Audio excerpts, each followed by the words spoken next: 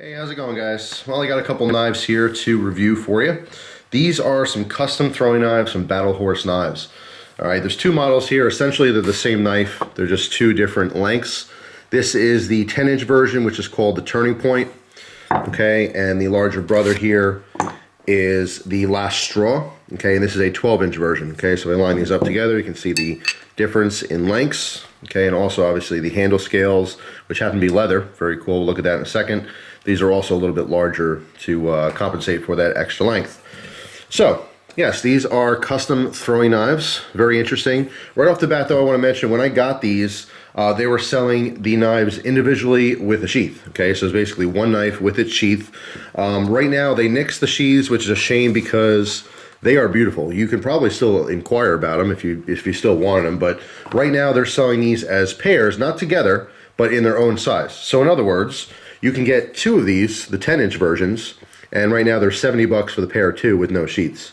Okay, so essentially they're $35 each, no sheath included. Okay, set of two for $70, or the larger ones is a set of two for $80. All right, so pretty cool. I have to say, for custom throwing knives, that is very reasonably priced for sure. As far as how these work, I think that they're well balanced. These caught my eye originally because of the leather scales. All right, I mean the design's cool and everything, but I just really was fascinated with having a throwing knife with leather scales. I haven't particularly seen that before. I thought it was really cool. These are very well done. It is genuine leather. It's nice and dark. Very supple, very soft. Obviously getting colder out. When I was doing a lot of my testing, it was colder, except for the one day we got a nice little reprieve, little Indian summer, so it was nice and warm. But when the steel gets cold, it's cold on your hands, obviously. And if you're doing a throwing knife style where you're holding the handle, the leather helps, okay? It does stay a little bit warmer, of course, than that steel. But the majority of my throwing does happen with the blade. Now, in mentioning that, these grinds are not sharpened, okay? So I can obviously handle this. I'm not going to cut myself. These are dull edges. You can actually see the flat spot on these edges very well. Now, if you wanted to, of course, you could sharpen these, but it's not necessary. These come to a nice fine point. It is ground on both sides, okay, both knives. Of course, it is the same. This is just longer. And it comes to a nice fine point, not so much that you're going to, hurt your finger or anything, but these have some heft to it. Okay, so when you're throwing these, the force will stick this into most soft targets. When I say soft targets, I'm including hard woods. If you're throwing at a dead tree, which I do recommend if you're going to be using trees for practice, do find dead trees. If you're in an area where there's trees, there should be a bunch of them, and you could find some dead ones. So this way you're not harming a regular tree. I know some people are very concerned about that. Ideally, you wouldn't be throwing into trees at all. You'd just be throwing into a wooden target. You'd use a softwood. You'd build a target made out of pine. Okay, so these don't have to be sharp to stick. They have a lot of force. In fact, I'm going to weigh these in a second for you, just to let you know exactly how much they weigh and the differences between the two models here. But this is a 5/32 piece of 4140. It is a saw blade steel. Okay, I'm not particularly familiar with this, but I did find that it has a lot of rigidity. It's able to flex a little bit. Okay, so obviously with a throwing knife, there's gonna be a lot of a force. Half your hits are gonna hit sideways and all kinds of angles. You're not gonna get this stick every single time. It's unrealistic. Even the professionals, you do mess up occasionally. And for me, I'm not professional at all. I have fun. I love throwing knives. I can throw knives fairly well, but I'm far from professional. If I throw a knife 100 times, it's sticking into that tree maybe half of those times if I'm lucky. More times than not, the majority of the time, it's missing, hitting sideways, or it's hitting, but it's not quite sticking. It's angled, whether the shot's too early, too late, so forth. So, point being is that this is going to stick just fine in most, common throwing knife targets, okay? But if you're using a real hardwood, it may not stick because it's not sharpened. Of course, you always have the option to do that. I don't recommend it, just because it's more versatile like this in that you can throw it by the blade or the handle, which is nice. So first, the smaller one, which is the Turning Point. Again, this is the 10-inch. Balance this.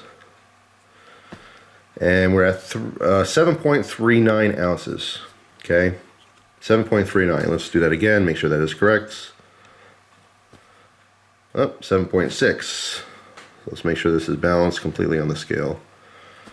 7.6. All right, let's see, 9.4. I can tell right now that the handle's not touching this lid. It's kind of awkward to actually weigh these, and the tip is not touching the table. So let's try that again. 9.4, 9.4. Try another angle here, make sure it's not touching. 9.4. All right, so 9.4 ounces on the last straw. Let's try turning point one more time. I think got a hang of actually weighing these properly. 7.6, and one more time. Whoop, that's resting on the side. 7.6. All right, so 7.6 and 9.4. There we go. So overall, I really like these. You know, it's a simple thing. It's a very simple design. I do like, even though these are very dirty, there is a rustic, like straight out of the fire kind of finish on these steels. Okay, they're not cleaned up. Okay, which I really like. All right, it's almost like a patina's already on there, although it's nice and smooth all around. There's no like, you know, rounding in the edges or anything here, but it's still very smooth to the touch. Okay, and then it's finally finished. Same with the grinds. There's no spots on this entire knife that is rough or hard, okay? Remember, a lot of times when you're throwing this, it's gonna be sliding out of your hand, it's gonna be rubbing on your fingers and your palm and everything, and you don't want any sharp edges except for that point, okay? So I'm very happy with the finish on this knife. Again, although it's simple, it's well done, and those leather scales are pretty classy, pretty cool. It gives the entire knife kind of a medieval feel. When I first saw these, that's the first thing I thought of, is kind of, you know, the Renaissance era, where there was just lots of steel and lots of leather. So just pretty interesting. I really like it a lot. So again, for the small one, 70 bucks for two. The large one, 80 bucks for two. I think that's a great deal. These are fully custom made throwing knives. So if you're in the throwing knife scene and you're used to your, you know, $20 Bud K sets, you might want to upgrade. I think it's totally worth it. I kind of understand why they went with nixing the sheath and giving you another knife, you know, for basically the same price. That's worth it. You know what I mean? You don't need sheaths for this because they're not sharp.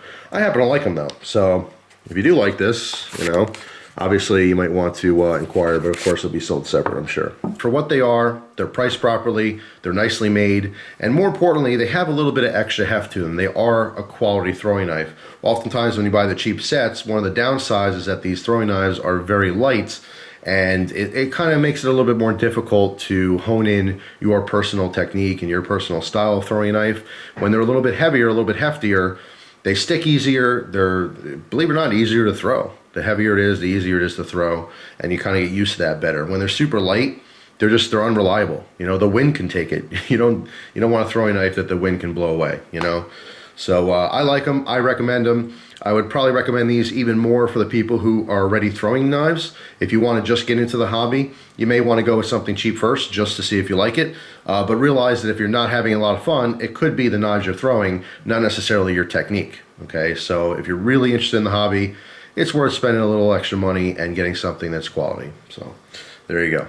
So thanks for watching, guys. Hope you have an awesome day. If you're a fan of Battle Horse knives, I do have a couple other of their fixed blades I've been using on and off, and eventually you'll see some reviews of those down the road. So stay tuned for that. In the meantime, hope you guys have an amazing day, and I will see you soon. Take care.